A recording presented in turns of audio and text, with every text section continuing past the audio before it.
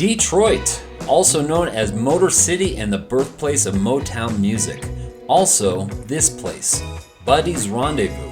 Detroit-style pizza was born by double-proofing pizza dough in an auto parts bin pan, then topping it with pepperoni, followed by a special proprietary blend of Wisconsin block cheese, then finally topped with marinara sauce to create an airy and crunchy pizza.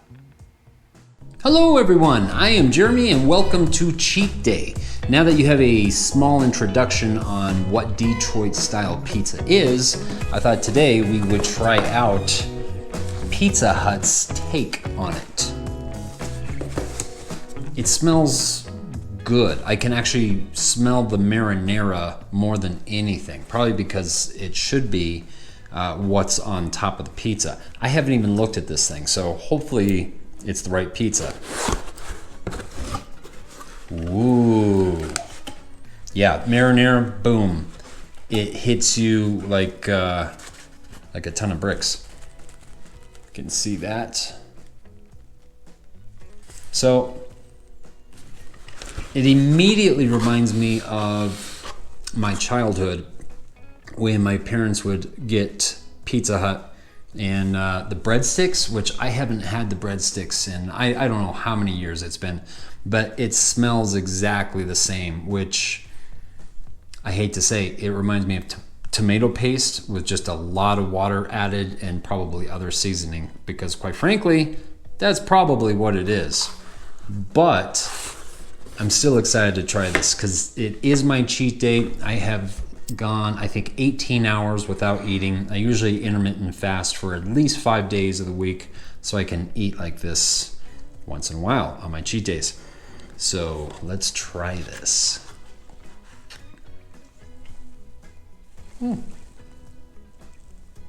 Oh my, lost a pepperoni. Luckily I just cleaned my my table because it missed my plate. But as you can see, it almost feels like more of a focaccia type of bread. The pizza crust it's like a thick crust, but it's very spongy, very spongy. And then this actually has, it looks like the cheese went on before the pepperoni, which is not typically traditional of true Detroit style. But hey, it's Pizza Hut. I'm so excited to try it. My mouth is actually really, really watering.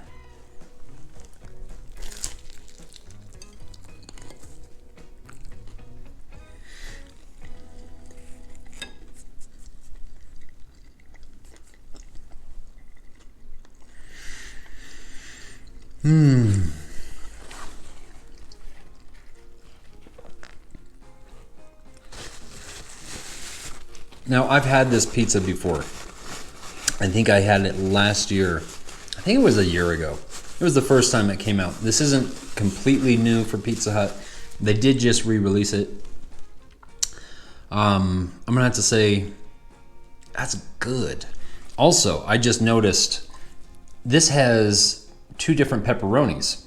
I ordered the regular, the cupped pepperoni. A lot of people probably don't know. I worked in the pizza industry for a long time. Like, I've made 1 million pizzas. When someone says, "Oh, I've made like 1 million," whatever, I'm not joking. I've made 1 million pizzas.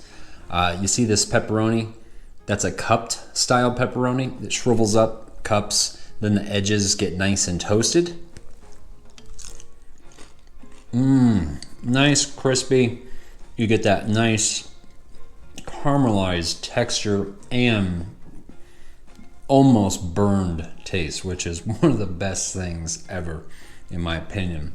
I love when in a stone oven, if you make a pepperoni pizza and the pepperoni is like hanging off the side of the pizza, it's so awesome. I mean, it tastes so much better than the pepperoni that's actually on top of the pizza. But anyway, back to the pepperoni. Looks like it's got the regular pepperoni, and then on top it's got the little guys. So that's kind of interesting. Taste wise,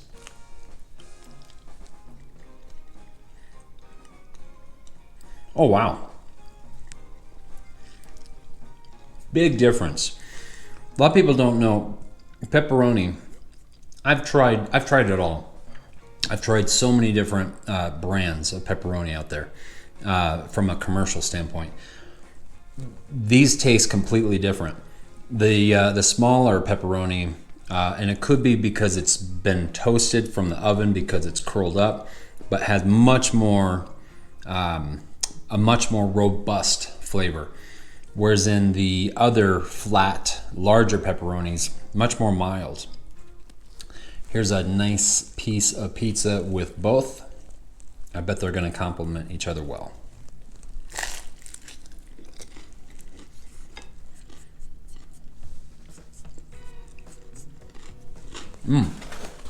Don't forget to close your pizza box so it doesn't lose all the heat.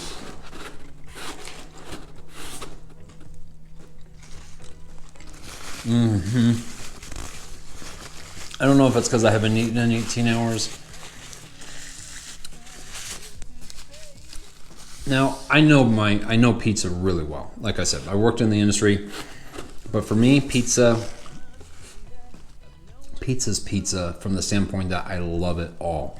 Are there pizzas that I like more than others? Of course. You can always tell if there's higher quality ingredients or whatnot, but at the end of the day, I have not walked away from many pizzas before. I absolutely love pizza. That's why I opened multiple pizza locations in my my food career.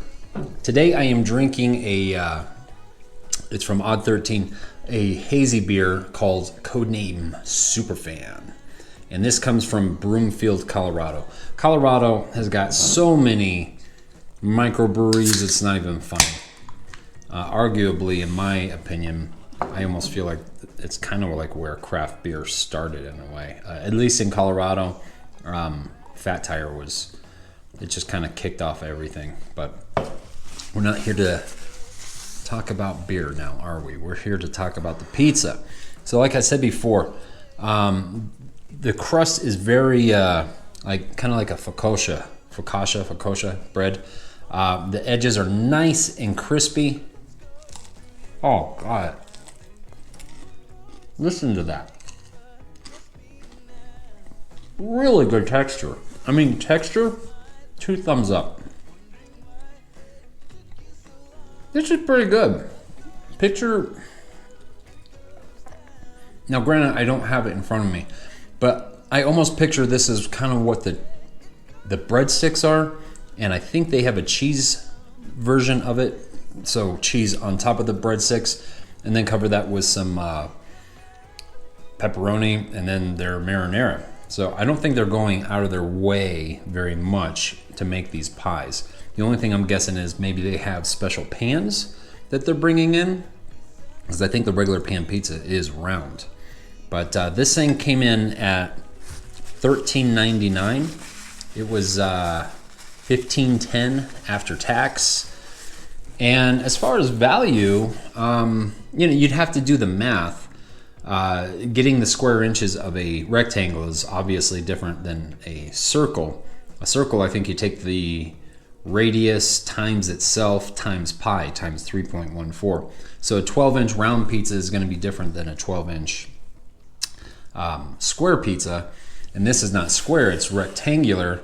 I'm guessing off the top of my head, I don't know, somewhere in between 10 and 12 inches by, I'd say that's a 14-inch. So, you are getting a little bit more pizza because it is corner to corner. I'd have to do the math though, and maybe I'll put it up on the screen. But you might be better off getting a pan pizza, a regular pan round pizza as far as value, depending on what specials they're running. As I've said before in my other my last pizza video, when you're ordering a pie, don't just order it. Always look to see what kind of specials they're running. The pizza industry is heavily coupon driven. Just a little piece of advice. Now, I did not put any Parmesan or red pepper flakes on this because I want to try it in its raw form. As I said in my last pizza review, don't be afraid to try a little bit of salt and pepper. One of my old friends, Jay, he's been a friend of mine for like over 30 years. He introduced me to doing some salt and pepper on pizza. And I'll have to say, this is not overly salty at all, which actually surprises me. I kind of thought it would be. This would do well with a little bit of salt and pepper.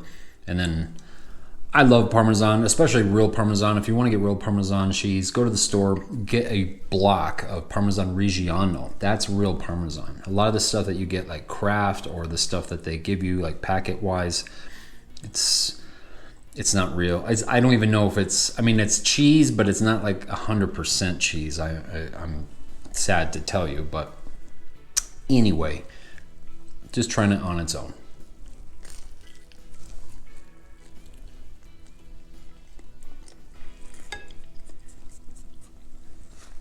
That sauce,